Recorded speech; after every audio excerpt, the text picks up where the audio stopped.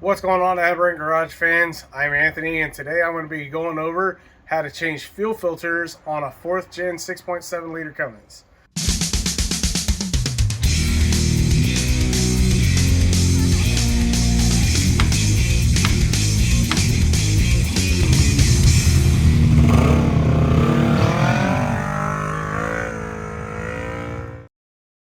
Here we've got everything laid out that we're going to need to get this job done. This truck actually is equipped with 2 different fuel filters. There's a water separator slash filter underneath the bed of the truck, and then another cartridge type filter located on the driver's side of the engine. To gain access to that cartridge type filter, we've got a 1/2 inch drive ratchet, some extensions, a U-joint, and an 1 1/8" socket, as well as a number 2 Phillips. For the rear filter, we've got a drain hose for that guy, and we've got some assorted pliers that we may need to use to get that filter to spin off, as well as having some gloves and rags and paper towels and stuff for safety's sake, and a bottle as a catch can to catch that fuel that we drain out of that rear filter. All right, everybody, so here is the filter water separator underneath the bed of the truck. What we're going to need to do here is we're actually going to need to drain this using this fitting, and before we can actually take this filter out, we're going to need to unhook this blue wire, which that guy runs to a connection point that is actually just above this one. There is a small tab that'll have to be pressed in to release the connector. Once disconnected, simply spin the filter off to remove it from the truck. Alright, so after wrestling with our electrical connection and draining as much of the fuel out of this as we could, we got the fuel separator, or the fuel water separator, out from under the truck. And you do have this water sensor that's screwed into the bottom of the separator.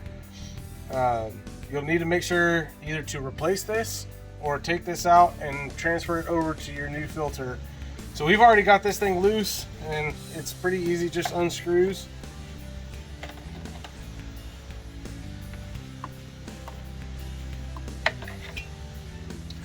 Now you will have an O-ring here. Our new filter comes with a new O-ring, so you want to make sure you change that, and we'll get this swapped over. Okay, so we finished the fuel filter water separator in the back.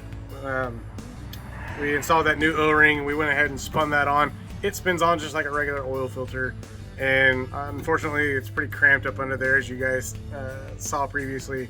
So I didn't get a whole lot of video up underneath the back of the truck there. We're gonna go ahead and move on to the filter on the driver's side of the engine block here. It's a cartridge type filter that actually drops into a housing on the side of the engine block.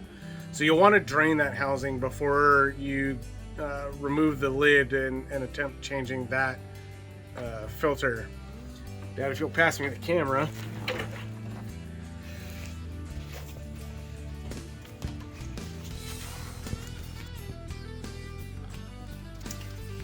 So here's your housing for that filter, that canister filter. Right here, you've got a drain valve. There's actually a tube that runs off the bottom of that goes down underneath the bottom of the truck. And you'll want to place some kind of a catch can under there.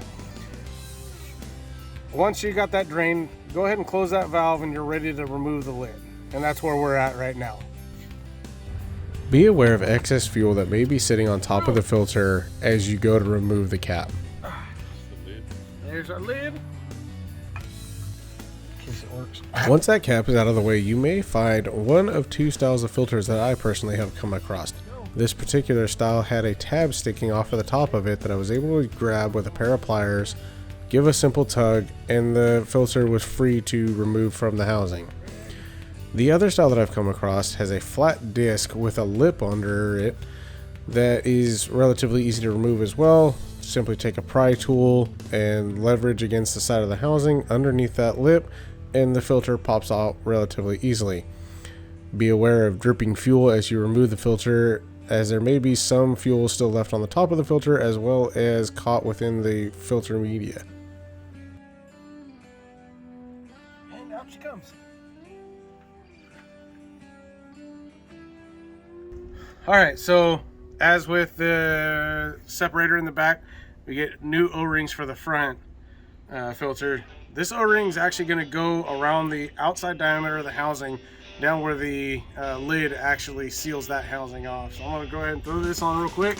We'll be ready to drop in the new filter.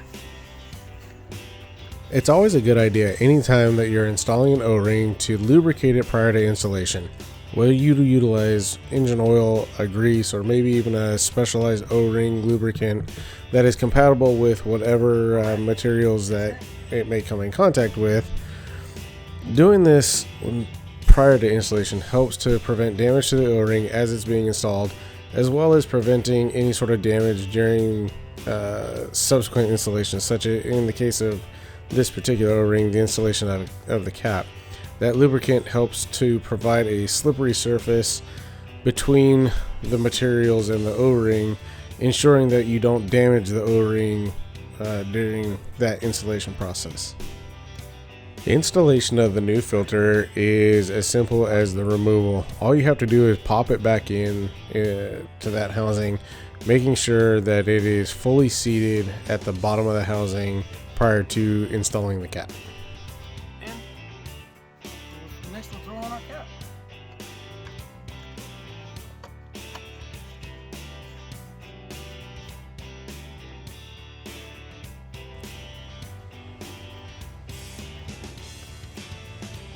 I don't know that I mentioned it earlier, but as you can see, I'm using a couple of extensions and a U-joint on my socket to get it down far enough to get my ratchet on up actually above the cowl level of the firewall.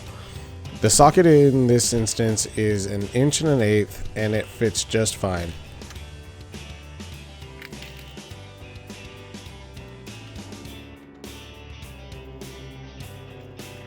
Alright, so now we've got the cartridge dropped down into that housing.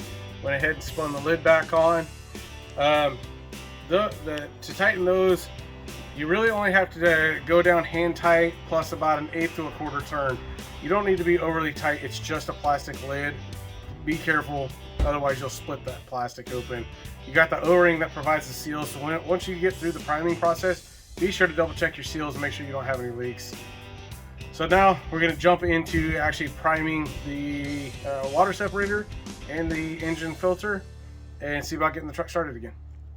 Okay, so then the next step, once you get all the filters changed and everything, is to re-prime those filters. The easiest way to do it, and the process doesn't vary too much to whether or not you have the keyless ignition system or an actual keyed system. Basically what you're going to do is cycle the truck through the run setting on your ignition. Don't go into start right away. You're gonna want to go to run and then off and then back to run. Let your fuel pump run until you hear it audibly shut off, and then do that again about 5 times before you actually try to start the truck.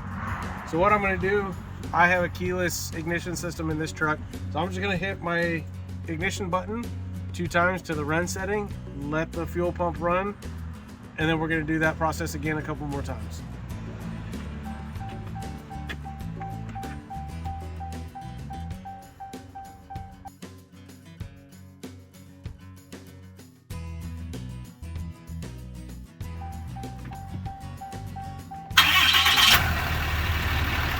Just like that, your filters are primed and the truck is ready to rock and roll as it would normally.